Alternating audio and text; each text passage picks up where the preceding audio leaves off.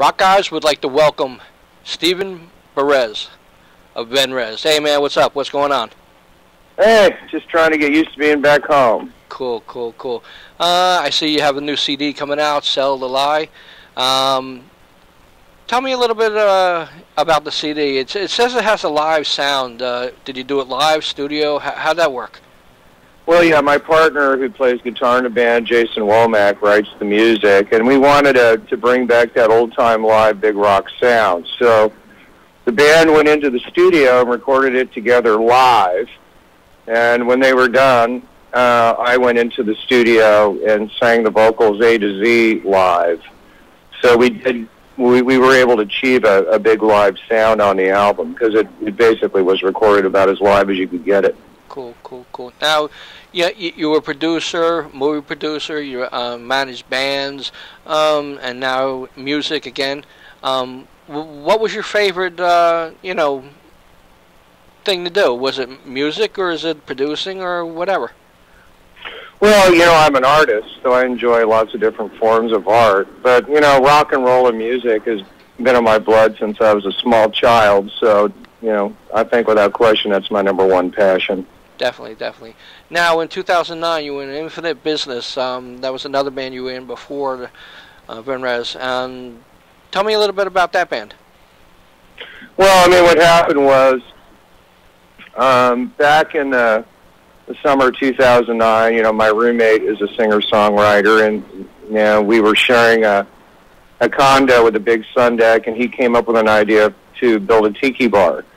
So he enlisted a lot of manpower, and what I didn't realize was the guys coming over to help build this thing were all accomplished musicians. So soon the building sessions turned into jam sessions, and, we put together a band. But that particular original form of the band had, everybody in it except for Jason and I were different than today.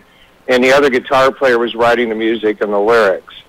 And it became apparent to me that it just wasn't the lyrical message I wanted to send, and the music was a little dated kind of 80s sound. And I wanted to come up with a real original, almost new genre of rock and roll, and I wanted to get my message across. So I fired everybody except for Jason, and I put it all in his hands. And I started writing a lot of songs, and he started writing the music to them. And we slowly started bringing different people in until we came up with the current version of the band with Alex Kane, Michael Bradford, and Eddie Davis on drums. And, we had done 2 tours together, and we recorded the album right before the second tour. They were both to Europe. And, we just recently concluded a USA tour with the band Fuel that was very successful. We're looking forward to the new album releasing on Sony Red here on February 28th. Right, right. What I read, your favorite song is Karma. Is that a reason why?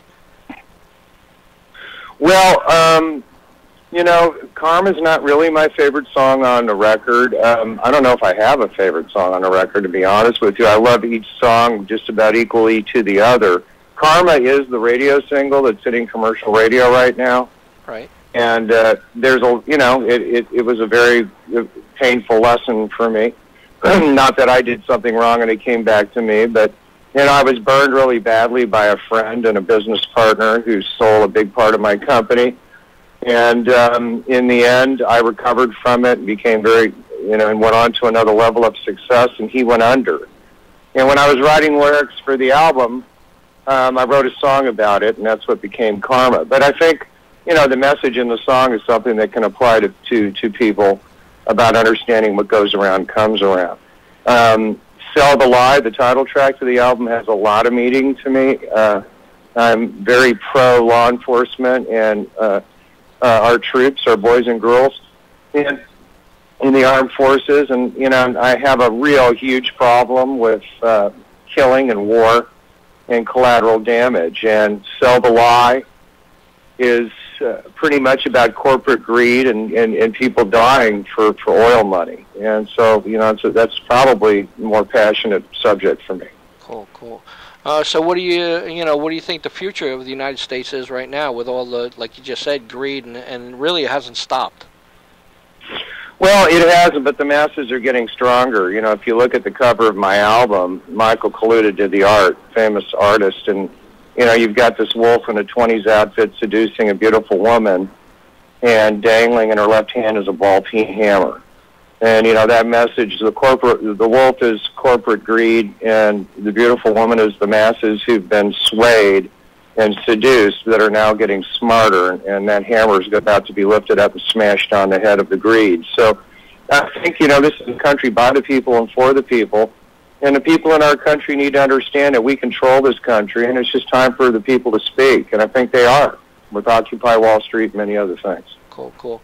Is there anything that Venrez, you know, gets behind and back, like maybe cancer or any kind of fund? Yeah, absolutely. I've attended some cancer charity auctions, one up at the Playboy Mansion before the tour. You know, it's a terrible disease. You know, we support all donations for cancer research and for cure of AIDS. And, you know, also support, you know, gay marriage throughout the world. Cool, cool. If a new band was starting, what recommendations would you ever tell them? Just never give up your dreams and keep working at it, keep hustling at it, and stay with it. Grow a thick skin, and do not be discouraged by bad criticism. You just got to go out and want it, and you got to go out and earn it. Like, the album comes out on the 28th of February. You have any warm-up shows coming up, you know, record release party or anything coming up you could tell us about? Well, we haven't planned a record release party. That might change. I got to talk to management about it. We've been discussing it. You know, we went out on January 20th on a pre-record release tour with Fuel, The Real Fuel with Brett Scallion on lead vocal. And it started on January 21st in Daytona Beach, Florida. You know, we did the Super Bowl Village show where all the big entertainment was there downtown the week before the game. We played to 38-some-odd thousand people. The tour culminated on February 18th at the Hard Rock Casino in Biloxi, Mississippi, which was a huge show. And at the end of the show, for an encore, Brett called some of my band up on stage, and Jason took over one guitar and played guitar with Andy, their guitar player. My drummer, Eddie Davis, took over drums. Alex Kane, my second guitar player, played the bass.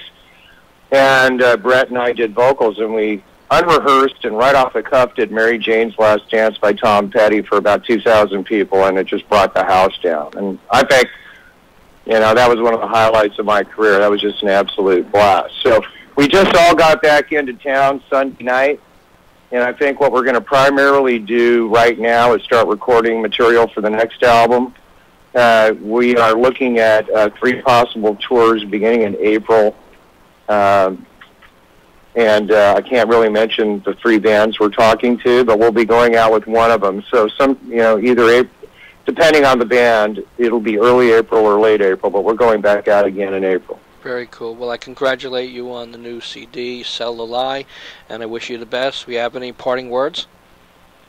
Yeah, the parting words I would have is I would ask that people go to our website, Venrez, Venrez, theband.com, and we have a Slammin' site there, and they can pre-order the album, they can purchase merch, and all be delivered on February 28th. Pictures and interviews and things of the entire tour are on there. And just want to say, rock on, everybody, and thanks for your support. Thanks very much, man. All right, take care. Bye-bye.